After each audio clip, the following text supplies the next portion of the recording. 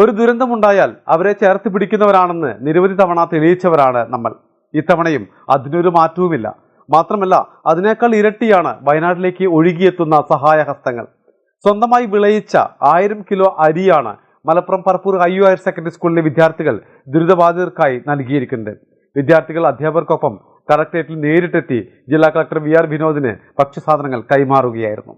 4.5 acre ഭൂമിയിൽ മാസങ്ങൾക്ക് മുന്നേ സ്കൂൾ കാർഷിക ക്ലബിന്റെ നേതൃത്വത്തിലായിരുന്നു വിദ്യാർത്ഥികളുടെ കൃഷി. 10,000 കിലോ നെല്ലാണ് ജൈവ കൃഷി രീതിയിലൂടെ ഇവർ വിളയിച്ചെടുത്തത്. ഇതിൽ നിന്നും ലഭിച്ച 1000 കിലോ അരിയാണ് വയനാട്ടിലെ ദുരിതബാധിതർക്കായി Parappur Ishaathul Uloom higher secondary school വിദ്യാർത്ഥികൾ നൽകിയത്. അരിക്ക് പുറമെ 30 കിലോ അരിപ്പൊടി, 45 കിലോ പുട്ടുപൊടി എന്നിവയും ജില്ലാ ഭരണകൂടത്തിന് വിദ്യാർത്ഥി കൂട്ടങ്ങൾ കൈമാറി. കളക്ടറേറ്റിൽ അധ്യാപകരോടൊപ്പം നേരിട്ടെത്തിയാണ് വിദ്യാർത്ഥികൾ ജില്ലാ കളക്ടർ VR വിനോദിന് ഭക്ഷ്യധാന്യങ്ങൾ കൈമാറിയത്. ഡെപ്യൂട്ടി കളക്ടർമാരായ Joseph Stephen Robin, Shirley Paulose, ജില്ലാ ഇൻഫർമേഷൻ ഓഫീസർ K മുഹമ്മദ്, പ്രധാനാധ്യാപകൻ A Mammu, principal G Azeez, manager T Moideenkutty, Mubarak, BTA president CT Saleem, T Hamza, അധ്യാപകരായ TP മുഹമ്മദ് കുട്ടി, ഷാഹുൽ ഹമീദ്, ഫുവാദ്, അഷ്റഫ്, വിദ്യാർത്ഥികളായ സ്കൂൾ ലീഡർ മുഹമ്മദ് ഷാൻ, അമീന, തീർത്ത എന്നിവരും ചടങ്ങിൽ പങ്കെടുത്തു.